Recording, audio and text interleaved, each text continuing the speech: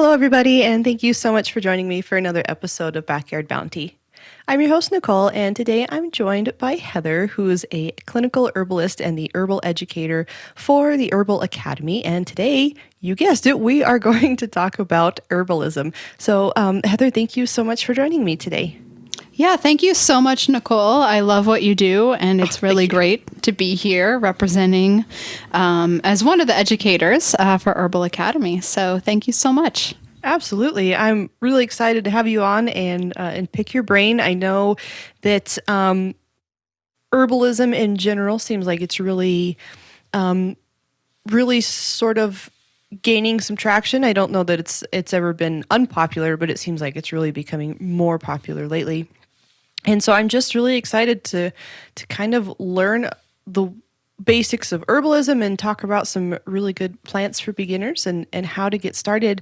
But before we dive into all of that, I know that you have a pretty impressive background in herbalism. Can you share a little bit of that with us? Sure. Yeah. I like the way you said that too, that it's becoming more popular because sometimes people consider it sort of obscure, but to us, it's pretty central.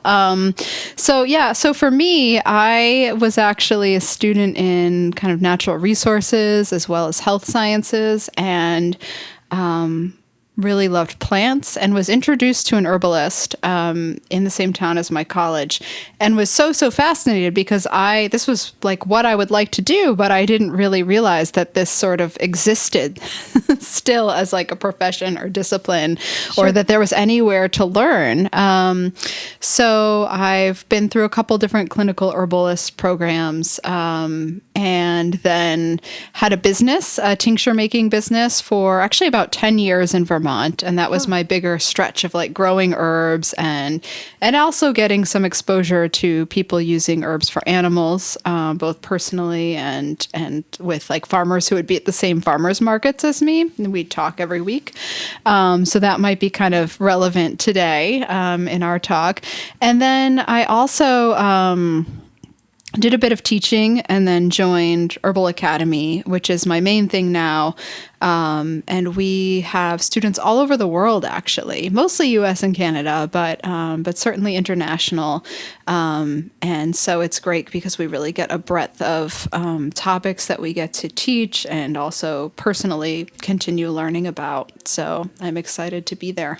Yeah, it sounds like a really wonderful place. I know I've been familiar with the Herbal Academy for years, and I've always just been impressed at how much information is available there and just the depth of information. So when we say herbalism, I feel like there can be some misunderstandings with that term, herbalism. Can you define it or kind of give us an idea of what the accepted definition of herbalism is? Yeah, I love the way you ask these questions too, because it's shows some insight, and some thought about it. So herbalism is many things to many people, and sometimes every once in a while I get this thought that maybe we should just say like herb use, because herbalism isn't necessarily like one unified thing, although there's lots of overlap and lots of knowledge that's been passed through many generations to present.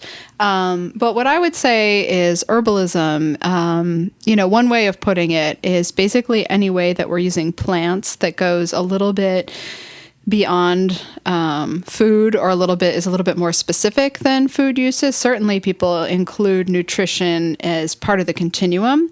But I consider, when we have plants or constituents of plants that have like a little bit more specific action, a little bit more, we try not to say medicinal or therapeutic, but like a little bit more specific action and a little bit more sort of like health steering sorts of action.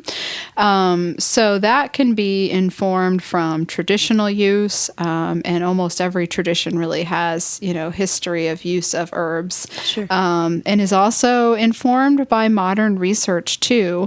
And then the other thing is like the different forms that the herbs can be in. So a lot of the traditional use has been just literally using teas, infusions, sort of food-like preparations, and some more complex.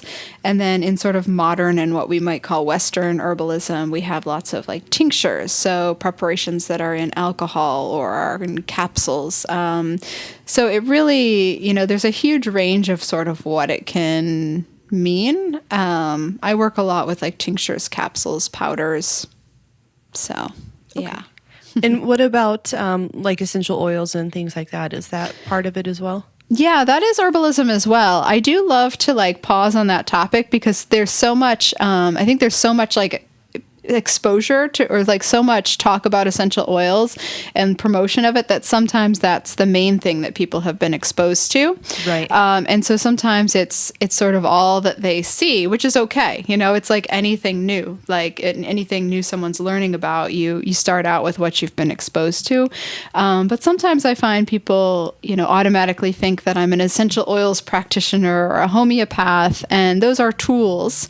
But there's really a lot more to it as well. And you can kind of find, what sort of application is sort of more agreeable to your own personal use or your own sort of philosophy. So I like to kind of encourage people to learn more than just the first couple things they hear or see about herbalism. Sure.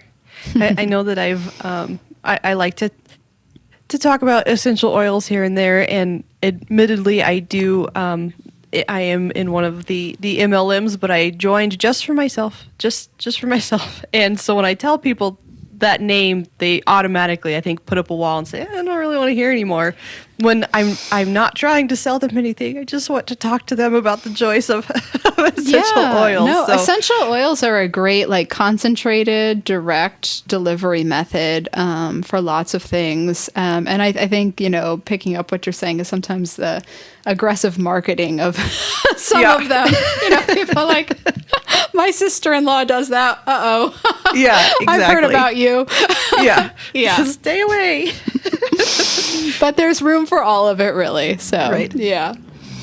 So you mentioned earlier that there is, kind of the historical use of not essential oils, but of just herbs in general, but also that there are some scientific backing. Is there much or scientific research, or is a lot of it kind of just anecdotal, and passed down over generations? Yeah, there's surprisingly really a lot of scientific research. I will give the skeptics this, that we don't always see, or we don't often see, like, as big and robust studies as we see with like a pharmaceutical that's been brought all the way to market and approved, et cetera, for treatment for use. But there is really surprisingly a lot of studies for many, many, many herbs, most that I have cared to, look into. Sometimes they are like limited in numbers, small trials, or, a little bit more like, we like to see clinical studies where it's like closer to how we're really using it in practice. But I've been astonished at, like, even an herb like skullcap that doesn't seem like it's like a super, super mainstream, to find thousands of research studies. So there really is quite a lot. And so I always like to tell people, just because you haven't seen the research doesn't mean it doesn't exist. And actually, I will plug our herbarium. We have a page that is not a course, but a sort of subscription. It's kind of encyclopedic, really, called the Herbarium. Mm-hmm. And in that, we have monographs of over 200 plants, and really have kind of brought the mostly clinical and also most relevant research into something written by a practicing herbalist. Oh. So that's something, honestly, even if I didn't work for Herbal Academy, I would keep my herbarium subscription. It's super affordable and super information rich. So that's a good filter for some of this, and sort of condensed spot to find the research. Yeah. Okay, great. No, that's good to know. I think that that's definitely one of the areas of hesitancy with people that maybe heard about somebody else that used herbs or have tried them themselves, and maybe they didn't have instantaneous results or see something right away, and so they kind of maybe lost faith, or I've heard of a similar situation. So I think that by seeing that there is some research behind it, I think that that's inspiring, helpful. Yeah, it's really important to many people. And, and also just because there's research doesn't necessarily mean that it will help, help a person's situation. But, the herbs tend to work a little bit slower and gentler, at least the types that we would suggest that people learning are using. So it can take some diligence in a lot of cases, not all, but Sure. there's good amount of research out there. Yes. So what are some of the better herbs for beginners, and either as far as growing them or using them, or just kind of the general application? Yeah. No, I love that topic. I think I'll kind of go with some of the ones that are both really useful and also pretty easy and practical to have in a garden. Okay. So my number one is calendula. And that's partially because people might already have it in their garden. And also because, if someone is maybe a little bit interested in herbs, but they aren't sure how much they're going to, if they're going to do a lot with it or a little, calendula is also a really good garden beneficial. So it's much in the same way as like the marigolds are. It's helpful in attracting some of the insects that are beneficial in the garden. It's called a magnet plant for some of the pests that we would rather, if they're there, be on our calendula than on our tomatoes, for example. And it's a great pollinator. It's a great herb for bees. It's not only like really nice for them to land on and like rich in pollen, but it has resin. So it's a great source for resin for propolis, which I think you're offering an article Yes. on as well, which we'll link to, which is awesome because I know our students, that's a question that we often hear from students, but we haven't said too much about. So I'm excited about that. I am too. Yeah, but the uses for calendula. So based on the resin that's just on the petals, it's that simple orange flower. Actually, I have a little bit of it dried here. Whoops, in our book. I have a little bit of it dried here. So when it's fresh, especially, and even when it's dried, it's a little bit sticky. And that resin has a little bit of kind of like antimicrobial properties. And so we love it for topical things, like just common, topical application is sort of like a healing salve or sort of slightly antiseptic type of application. It's also in, the traditional uses as a lymph mover, kind of like a spring tonic. Just kind of helps to like refresh the system, get the blood moving, etc. And the main way that I use it is in creating things like topical oils or salves. I have one of my like simple ones, which is, really easy to make. But I like it because it's both anti-inflammatory. It's said to be a little bit antifungal, soothing. So it's kind of just like an all-around topical herb. And so therefore, even if you're hoping, the topical uses are kind of a little bit more friendly for people to get started with. Sure. And I find, if you want to sell things perhaps at a farmer's market or something, that's also a bit more friendly for for customers to use. So calendula is a great one. And even if you don't use it as an herb, you can use it as an edible flower. It'll help your garden, etc. Others, so there's one that might even be a weed in people's garden, which is chickweed. And I'm offering you guys an article on that because it's a great chicken food. It's really rich in minerals. It's said to be soothing for the digestive system for humans. I don't know for sure that extends to chickens, but people think so. And it's just, they love it. So it's nice to have around the garden. I would say for like smallish gardens, maybe not large scale farming, but for gardens, it can even be sort of like a nice friendly cover crop. Oh, sure. But it's nice. It's sort of like calendula in that it's soothing, it's anti-inflammatory. We call it demulcent. It's another great kind of topical soother, topical kind of first aid remedy, whether it's made into a salve or used as like just a plain poultice, which is just when you put the herb in between gauze and apply it, or perhaps, as a wash. So it has internal uses as well. But it's another great like topical soother, topical demulcent. Others, echinacea. So that's one that's maybe kind of like familiar to people already. And it's, if you grow it and don't even use all of it, it's still like a nice garden plant, good for bees. Pretty easy to, you don't have to do a lot to care for it. But the ways that herbalists and others use it is, of course, as like a gentle immune booster. Can be used, these things don't have to be super intimidating. You can just make tea of it, or we have an Herbal Preps 101 class that will teach you how to make tinctures or glycerins, which are like a little bit more like a shelf stable kind of thing, and sometimes a little bit more like palatable. Sure. And the whole plant can be used with echinacea. So really?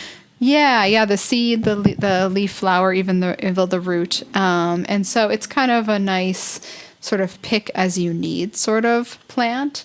And if you're interested in, if you have a market garden, it's one thing that herbalists and even general public are always interested in buying. So that's kind of, for bigger scale is interesting. I also really love valerian. I love valerian because so many people want and need support with sleep, and there really are a lot of sleep herbs. We have a couple courses related to like sleep and relaxation, but personally, I find valerian is the one that really has a little bit more. It doesn't work for everyone, but for me, it has a little bit more reliability and action, and it's one that more people know of. And the other thing about valerian is so some people it doesn't seem to work for as well. We do know that the constituents in the plant change a little bit when it dries. Really? Yeah, and so you can use dried, but if you have herbs that have been like on a shelf for a really, really, really long time, like, it stores in through commerce, it can be quite different than a product you've made yourself. So I like to have it in the garden for that reason. So there are a few. I know we have limited time, so there are a few. I'm sure that there's several hours worth that we could Others talk may about. come up, but I'll pause there. Yeah. So what about, since you mentioned growing them, do we need a lot of space to grow them, or are they kind of something that we can grow in a more compact area? I'm not sure really, in order to have enough echinacea to be beneficial, do you need a lot of it or just a little bit of it? Yeah, that's a great question too. As far as like having an herb garden for sort of the satisfaction of it, there's really the whole range. I've seen students of ours post in our online community where they've made like a little planter, and they have their maybe 6 or a dozen herbs, and that's what they can do this year. And I've also, when living in a city, had a very, very full balcony, a garden, very full. But I've also done, like a 11 or 12 acre farm and a little bigger. And I know of growers who do 100 acres in just echinacea or just skullcap or a couple plants that have like really a lot of demand for them. I love the way you put that. Like if you had like just a couple echinacea plants, would that be enough? Some plants do take a little bit longer to harvest. So echinacea, you won't necessarily get a lot or an appreciable amount to harvest in like the first year. Okay. But if you have like a small garden, let's say someone has like a 25 by 25 foot plot or something, that's what a lot of community gardens are. You can grow certainly enough to make substantial batches for like a household and maybe even sharing, even if it was a mix of herbs, So one nice thing is with things like the tinctures, like this is the glycerin, but it's a similar preparation, is some of the extraction mediums we use concentrate the active constituents a little bit more than a tea does, and also makes it a little bit more, helps with storage a little bit, makes the storage a little less bulky. So I've certainly done a lot with a 25 by 25 foot plot and a little bit with a porch garden. But Sure. the more the better. Sure, of Yeah. course. Of course. Yeah. So I imagine it probably varies from herb to herb, but how do you go about properly harvesting them, drying them if you need to, and then storing? I know you talked a little bit about making them shelf stable, but is there anything special that needs to be done along the way to make sure that you don't lose any of those bioactive goodness that's in there? Yeah. Yeah. No, that's a great question too. Personally, I don't like to get people to feel too, like they've done something wrong, because it's all personality. It's a little personality based too, like how stringent these preparations are. But I would say that, there's a few different ways of preserving herbs once you've harvested them. The simplest and kind of oldest way is just to dry them. And kind of the way that people are kind of like intuitively familiar with or have seen is like hanging in like a loft or a kind of drier space in the house or perhaps barn. And that's okay. Although we tend to, I would say that if you're able to like chop up the plant material a little bit more, and you want to try to dry it in like a shorter period of time without like super intense heat. So like airflow and warmth and dryness are the main criteria. If you're doing something really big scale and you're doing like garlic, then certainly hanging it in a barn or like hanging it is going to be probably the best way to go.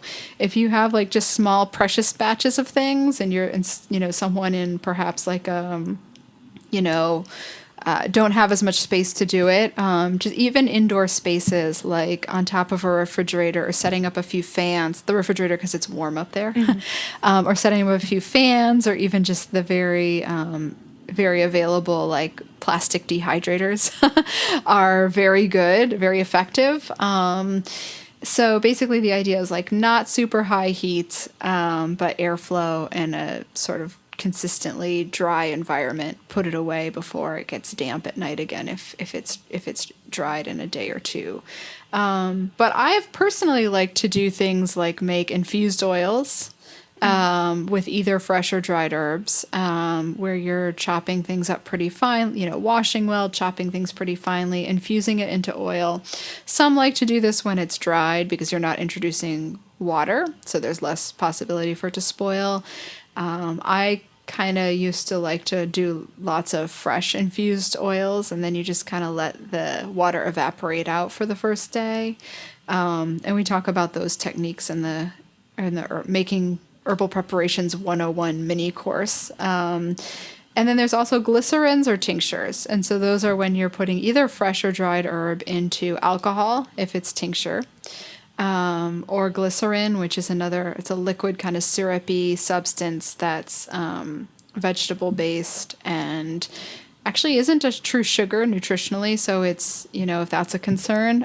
Or you can infuse them in honey or vinegar, which might be more, tangible for the person who's not wanting to like invest in lots of supplies they might not otherwise use. Vinegars and honeys make really, really lovely, excellent herbal preparations. And the idea is you're just kind of, the vinegar or the honey will extract a little bit of the active constituents and also preserve the plant closer to how those constituents are when the plant was fresh, or, if you've dried it, closer to soon after, because things just degrade a little bit with time. Sure. Yeah.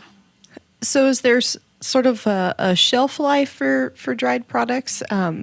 After so long, it's probably a good idea to start over. I know you kind of mentioned that earlier, but is there kind of, at 1 or 2 years, or does it depend on the herb?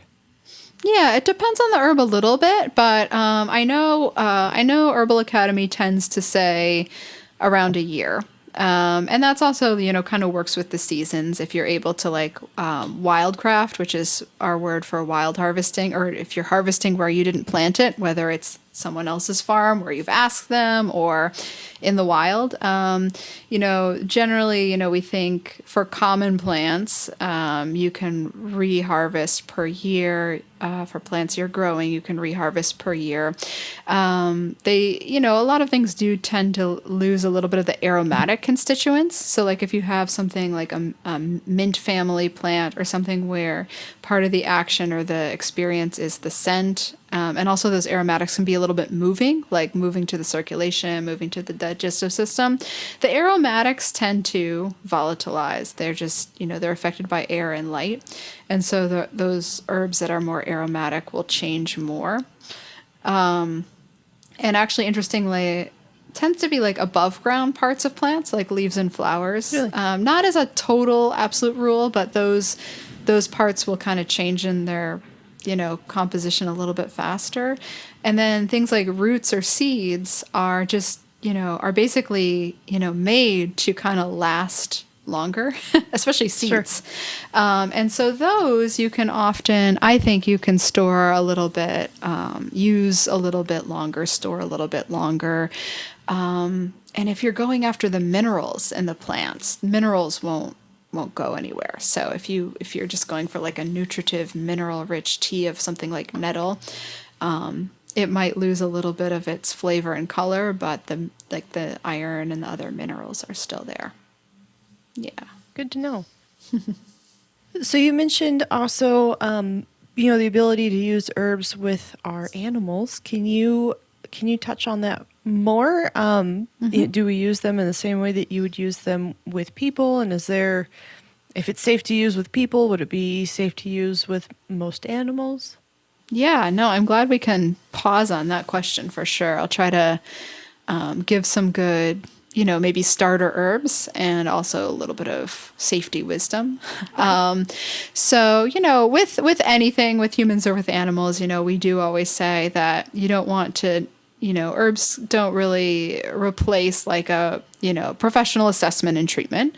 But we also know that there are times when there are things that professional assessment and treatment doesn't really, sort of care at home is the recommendation.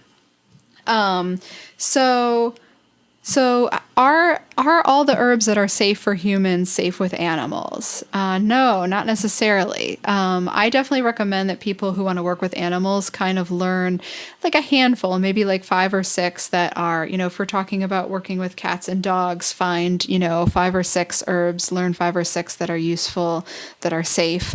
If you're talking about cows or horses, same, and so on. And so some of the things that are, some things that are useful or safe for most are echinacea. And echinacea is pretty familiar to people as a nice kind of like antimicrobial. Garlic is useful for most. And I've seen kind of professionals use echinacea and garlic with cows during calving season as well. So that's one to kind of note that's perhaps a little bit more useful and kind of specific and advanced use, but still really familiar herbs. But there are some plants that are very safe, that seem totally safe for humans. One we haven't mentioned yet is elecampane. It's like a nice respiratory tonic. And if you have like a cow or horse pasture, you might likely have it growing. But that's because in part because it's poisonous to cows and horses. Okay. And so I have heard, when I lived a little bit more rural life, people who'd had, like an intern on the farm that was learning herbalism and wanted to use echinacea with a calf that had a respiratory issue and it got worse. So it's good to learn, it's good to like, not necessarily extrapolate everything from humans to animals. And I like to suggest that you're seeing that not just one person is recommending it, but, several sources, perhaps like, other people in your community or elders and perhaps like a veterinary source. We also have an herbs for animals class. Well, it's a intensive, which is kind of like a short class through the herbarium, but it gives you I'd say probably exposure to around a dozen plants. And so you can learn some that are a little bit safe. So I will give you a little bit more though. Calendula and chickweed are pretty universal for topical use and also for internal use sometimes as well. I say sometimes because we have kind of more topical uses than we have internal. What else? Let's see. There's a kind of an interesting one that's a lot of people might already, be able to identify. Blackberry root. So blackberries because you like to eat them. So blackberry root is very, very astringent. And it is, and it's used in pretty small amounts for diarrhea. There you go. But it basically, it's not necessarily an antimicrobial. So it's not going to like treat dysentery or something, but it reduces water loss. And so I actually learned that first as one that, people who were caring for livestock used frequently as needed with young animals in particular. And so it's small amounts. And as far as like how to use the herbs, it kind of depends on the animal. Like larger animals, we're typically giving, little bits. We're giving just the raw herbs in feed or infusions. Cats and dogs, you might have to like manipulate them a little bit more to eat things and, small amounts. But yeah, it's, I would say start by learning just like a few things that are safe for the particular animal you're working with. And then we know that all the, aromatic plants that we can put in our garden we think are beneficial for bees as well. So that's a nice sort of way to cross herbalism and animal care as well. Sure. I know that part of my garden is just a little herb bed in the corner and some mix of culinary herbs and some herbs for, you said not to say medicinal, and some, you can say it. Okay. Yeah, I can't. I can say it. And some medicinal herbs, and I love the ones that the bees. I try to be a little bit more selective and pick the ones that the bees and stuff will enjoy as well. That way they're good for everyone. Yeah, like thyme and hyssop probably, and lemon balm. Yep. Yeah. They love the thyme and the parsley. So if I forget the parsley and it goes to flower, they just go nuts over that. Nice. And borage too, of course. Yeah, I forget about that one, but most herbalists are crazy about it. So that's a great beneficial and old use herb that has many different applications and is gentle, nutritive. Yeah. And it's pretty. Yes. I think it's pretty too. Yes. So what are some common maybe misconceptions or beginner questions or hardships or things like that you guys come across pretty regularly through your educational platforms? Yeah. I'd say one of the ones that I hear the most, and this is in part because I had a lot of years like talking with people like just in the general public who maybe were curious about buying, a tincture or like using herbs a little bit. And so one thing is I find people are a little bit paralyzed by the idea that they're going to combine some things in an unsafe way. It is true that herbs and conventional medications or drugs can have unsafe or problematic combinations, like if you have two that are sort of driving things in the same direction or else two that are kind of opposing each other. Although truly, generally with herbs, or at least like with most of the herbs that I would have, beginner to intermediate and even most advanced students learn on things that would be like presented kind of in our materials and in most herb books.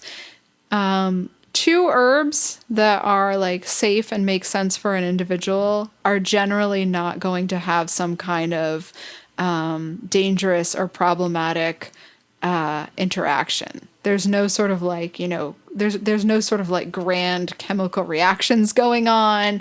The only time really that we tend to see like a problem would be if someone was using two very, very strong herbs, like what we call low dose botanicals. And so as far as like just blending herbs that are sort of familiar, generally safe in teas or tinctures, or like if someone's taking a capsule of something that's like a pretty common use herb and they also want to use spices or teas and tinctures, I really have not seen that be a problem, with lots of exposure to, clients and customers using things. So that's kind of my main, like, don't be too tense about experimenting a little bit, as long as the herbs you're using are generally safe. Yeah, I guess that's kind of the main. I mean, the other misconception we sort of covered is that, like, is that it's all that people like latch on to the first thing they learn about herbs. But I'd say, you can combine safe herbs safely with each other. Sure. Yeah. So, there seems like there's a lot to learn, I guess, to put it simply. I mean, just in the short time that we've talked, it's been slightly overwhelming on just the depth of information. So what are some good ways that we can learn more? Yeah, no, your question is very common also. And sometimes I, see it in people's eyes or see it in people's questions when they're new with us. And it's just like, whoa, there's there are hundreds of herbs. So I just really encourage people to, the great thing about herbalism is there's no deadline for like learning it all. And it's something that you can always build upon. So I encourage people to kind of learn a few herbs pretty well, like taste them, maybe grow them if you have the possibility, focus on, a few, maybe like 6 or a dozen or things that are already in your garden. And then it is true that because if someone goes online and Googles, or if somebody, opens up 10 different herb books, it's going to be overwhelmed, right? Because like almost every herb is listed for almost every action in some of the books. So I always suggest that people, at the very least, maybe pick a couple of trusted authors, to like herbalist authors, to stick with and start there to kind of develop their kind of like herbalist worldview. Although even more so, I would suggest people come and learn with us. We have our intro course is probably the best beginner foundation, which is it's a bit of a commitment. It's around a year course, but we also have, we also have a couple things. We have a free Becoming an Herbalist mini course that doesn't teach so many herb uses, but it kind of gives you an idea of like what is sort of involved and how you might, practice herbalism. Sure. But I do just, I encourage people to, to just don't feel like you have to know it all at once. Just kind of get a good footing on the things that you are interested in using for you and your family, or things that you can grow. And then it's kind of like learning a language or learning anything. Once you have like a foundation, it's a little easier to build on it once you're confident in, in sort of a foundational set of things, which is going to be different for every learner too. Sure. Yeah. That makes sense. And the herbarium that you mentioned earlier, do you have to take a course to be able to access that, or is that a kind of a standalone thing that people can access? Yeah, that's for everybody. I'm really glad you came back to that too, because,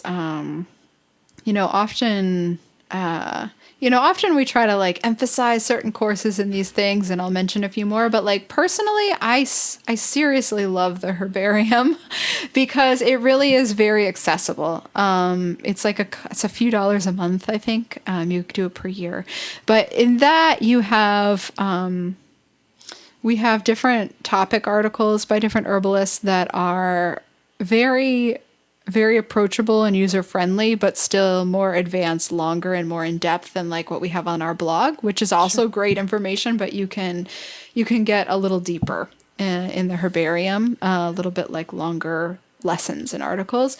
And then the monographs are kind of what get me the most excited. Because you can really learn so much. You can get like almost complete about one herb just in like a single document that's been really carefully researched and written by a few herbalists. And then we also have courses there. So like or intensives, we call them. We have a couple different names for what they are, but they're things that you can complete in a shorter amount of time than that intro course that I mentioned. And once you have the herbarium, like most of the courses or intensives that are in the herbarium are just included. So our herbs for animals course is there. It's kind of a mini course, it's like I'd say like several sittings or a couple weeks worth of like learning and studying, but some animal herbalist specialists have written most of that. So that's a fun thing to find. Well, we have different terms of mini course. To me, mini course is a few hours of several weeks worth of content. Sounds like an even better thing, because it sounds like there's a lot more information in there. It might depend on how deep you go and how you treat it, and but it's a range. So sure. Yeah, of course. No, but it's obviously sounds like there's a breadth of information and pretty in depth as well. Yeah, we try to get deep on specific topics, but also make it presentable for someone who's new. Yes. Sure. I know when I'm reading about something new, I don't necessarily want to know just this is it. I want to know why this is it, or the details. So that's that's good. And then, do you guys have any upcoming events or any other courses or things that you'd like to share? Yeah. So right now, spring of 2021, our Mastering Herbal Formulations course is new. It's been a long time in the making, but it's newly available. So that is one that is, for someone who might like to blend a line of teas, or has a little bit of herbal knowledge and wants to kind of learn how to make their own recipes, do that sort of thing. And that has several different herbalist teachers in it, and a little bit of phytochemistry, which is fun because I like to see the science part too. Yeah. But it also has just some sort of practical wisdom as well, so that people don't get too, paralyzed by the details either. So that's one that I recommend. And then we also have, we mentioned the herbs for animals. Right now, we have an sort of resources for cancer, free opt-in. It's sort of an offshoot of our newsletter. So that may not last forever. We may not be running that information forever, but if it's spring of 2021, we'll be running that through June, and it's totally free. It's not a course, but it's kind of like, it's video lessons with experts, and sort of resources that have been vetted by team members or the founder. So that's something kind of unlike anything we've done before. I guess I'd say those are our main. Also, if you're watching in the spring, we have the foraging course, which comes around, is always available, but is fun to do in the spring. Yeah, absolutely. And then could you just give us your website and where all people can find you? Yes. So we are the Herbal Academy. And let's see, the main site, we'll put a couple things in show notes or links, but the main site is theherbalacademy.com/courses-classes/ and so that's where you can actually find the links to the herbarium, and, you can find most of our resources through that page. And we'll also give you the newsletter sign up for people who might kind of want to just keep an eye on us and think about it. Definitely. Yeah. And of course, we'll put the links in the show notes too, so that people don't get lost looking for something very specific. Thank you. Thank you. Of course. Well, Heather, thank you so much. I really appreciate you sharing your herbalism knowledge with us today, and just your wealth of information and your resources where we can learn more. Well, thank you so much for having me and, having me to represent what we're doing at Herbal Academy. Of course. It's a pleasure. And for those listening, thank you so much for joining me for another episode, and we'll see you again next week.